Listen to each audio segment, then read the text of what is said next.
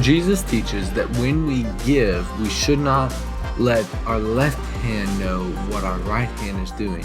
And he tells us that we should give secretly, not publicly, so that way our Father will reward us when we're giving secretly. But then he does something really interesting later on. So in Luke 21, there's this neat story about a widow coming into the temple. And here it is, Luke 21:1. While Jesus was in the temple, he watched the rich people dropping their gifts in the collection box. Then a poor widow came by and dropped in 2 small coins. I tell you the truth, Jesus says.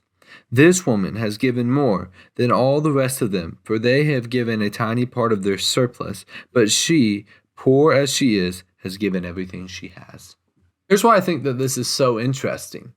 Because Jesus, on the one hand, says, give in secretly. But on the other hand, he says, look at that person giving. So what's going on here?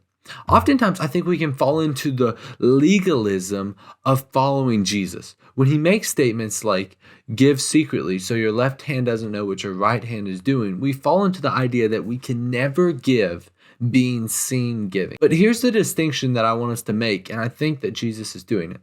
This widow did not give to be seen. Some people, like the Pharisees and the rich people during this time, they were giving to be seen. They would go in carrying their big bags of coins and they would plop them down in the middle of the synagogue so that way everyone would see, oh, this person's giving a lot of money. They were giving with the sole intention of being seen.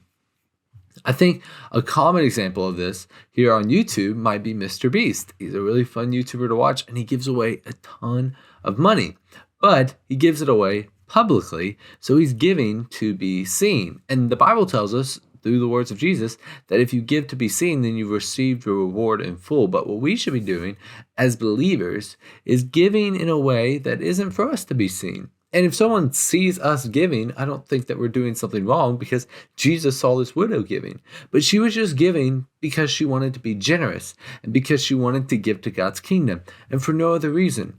And if we do that, if we're going and we're putting money in the plate that's being passed around our church, or we're giving online, or however we give, and someone sees us doing it, I don't think that we've sinned in a way just because we were seen giving. But the problem comes is that when we give in order to be seen. And there's lots of examples of how we as Christians, I think, fall into this legalism category, thinking that maybe we have to sing songs a certain way, we have to preach a certain way, our churches have to be set up a certain way.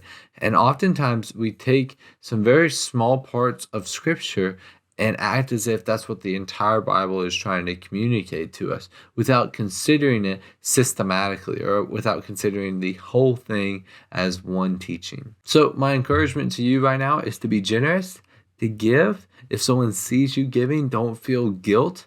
But if you're feeling guilt when you're giving, it's probably because you're giving with the sole intention of being seen. Thanks so much for watching this video. I hope you enjoyed it. If you did, please leave a like. It really does help the channel.